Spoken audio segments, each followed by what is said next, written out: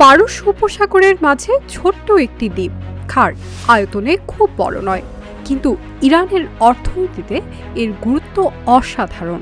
কারণ দেশটির সমুদ্রপথের রপ্তানি হওয়া অধিকাংশ তেল যায় এই দ্বীপের টার্মিনাল থেকে। তাই মধ্যপ্রাচ্যের উত্তেজনা তৈরি হলেই আন্তর্জাতিক আলোচনায় উঠে আসে খার্ক দ্বীপের নাম।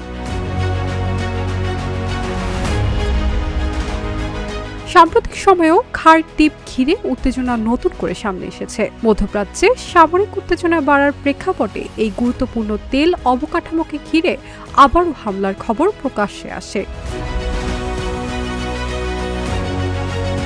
2026-এ যুক্তরাষ্ট্র খার্ক দ্বীপের বিভিন্ন সামরিক স্থাপনাকে লক্ষ্য করে হামলা চালায় বলে আন্তর্জাতিক গণমাধ্যমে খবর প্রকাশিত হয়। এই হামলায় দ্বীপের কয়েকটি সামরিক অবকাঠামোতে বিস্ফোরণ ও আগুনের ঘটনা ঘটে বলে জানা যায়। তবে তেল রপ্তানির মূল টার্মিনালকে সরাসরি লক্ষ্যবস্তু করা হয়নি বলেই বিভিন্ন প্রতিবেদনে উল্লেখ করা হয়েছে।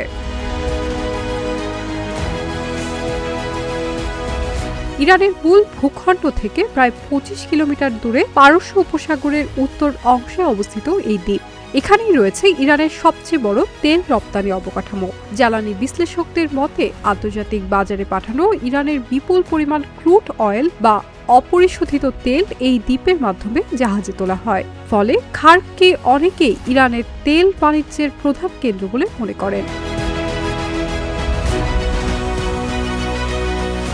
দ্বীপ জুড়ে গড়ে তোলা হয়েছে বিশাল তেল সংরক্ষণ ব্যবস্থা, বিস্তৃত পাইপলাইন নেটওয়ার্ক এবং গভীর সমুদ্র ঘেঁষা জেটি। ইরানের বিভিন্ন অফশোর তেল ক্ষেত্র থেকে পাইপলাইনের মাধ্যমে তেল এখানে এনে সংরক্ষণ করা হয়। এরপর বিশাল তেলবাহী জাহাজে লোড করে তা পাঠানো হয় বিশ্বের বিভিন্ন দেশে। ভৌগোলিক অবস্থানের কারণেও খার্ক অত্যন্ত গুরুত্বপূর্ণ। আন্তর্জাতিক শিপিং রুটের কাছাকাছি হওয়ায় এখান থেকে দ্রুত তেলবাহী জাহাজ বিশ্ববাজারের উদ্দেশ্যে রওনা দিতে পারে। ফলে ইরানের জ্বালানি নিরাপত্তা এবং বাণিজ্যিক মুদ্রা আয়ের সঙ্গে সরাসরি জড়িয়ে আছে এই দ্বীপ। খার্ক দ্বীপের ইতিহাসও দীর্ঘ। প্রত্নতাত্ত্বিকদের ধারণা হাজার হাজার বছর আগে থেকেই এখানে মানুষের বসতি ছিল এবং এটি ছিল একটি গুরুত্বপূর্ণ বাণিজ্যিক কেন্দ্র। ফলে বিংশ শতাব্দীর মাঝামাঝি সময়ে দ্বীপটি রাজনৈতিক বন্দীদের রাখার স্থান হিসেবে ব্যবহৃত হয়েছে। পরবর্তীতে 1950-এর দশকের শেষ দিকে এখানে আধুনিক তেল রপ্তানির সুবিধা গড়ে তোলার উদ্যোগ নেয় ইরান। অল্প সময়ের মধ্যেই খার্ক দেশটির প্রধান তেল রপ্তানি বন্দরে পরিণত হয়।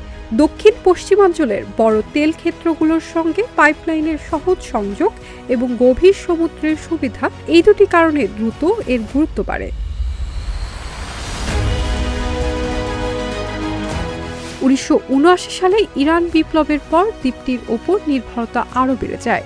আঞ্চলিক রাজনীতির কারণে অন্য দেশের ভেতর দিয়ে তেল পরিবহনের পথ সীমিত হয়ে পড়ায় খার্কই হয়ে ওঠে ইরানের তেল রপ্তানির মূল কেন্দ্র।